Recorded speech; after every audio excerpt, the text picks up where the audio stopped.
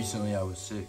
During my time sick, I spent a lot of time watching movies, which is a habit I wouldn't normally partake in. I was watching all 3 Men in Black movies and found myself fantasized with the old fictional technology that Agent J&K would use. All the weapons, memory erasers, and facilities just looked so cool to me, and this made me think about. Look at some of the things you can expect to see in the world of the future.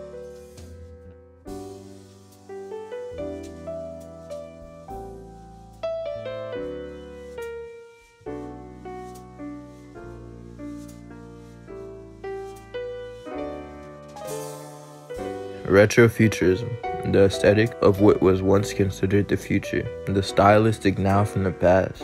And to me, retrofuturism is a very interesting niche of art that shows peaks of the past excitement for the future, more specifically, excitement for the future that they envisioned. When you Google retrofuturism, you are met with a bunch of beautiful artworks from the past depicting the future. You see grandiose images of humans traveling the galaxy, infrastructure with magnificent views, technological advances one could only dream of, beautiful inventions based on the time or commercial appeal. The thing about retrofuturism is that it is very time-based. People's perception of the future to come is naturally associated with the present they live in. The collective thought's perception of the future is based on the now it occupies. For instance, when you look at 70s futurism, you see an increase in the amount of space depictions, more spaceships and aliens, different planets, and beautiful recreations of solar systems, galaxies, stars, and nebulas. But when you look at 50s and 60s futurism, you see less depictions of outer space and a more commercial-centric futurism, cars, fancy apartments, and systems that help society function better. The switch of depicting cars, fancy apartments, and infrastructure in the 50s and 60s to a more space-centric futurism in the 70s was the space race and completion of the space race by landing in the moon in 1969. This changed the collective thought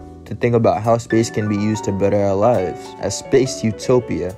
That's another thing about futurism. It's very utopian. Humanity's thoughts in all these images seem to be striving for a better society, striving closer towards utopia. The collective thought has the individual's conscious in mind. Even retrofuturistic depictions of dystopias are warning signs, not prayers for that kind of future. So think about your future, or the future that you envision for humanity, and who knows, maybe you'll end up on some teenager's video about retrofuturism.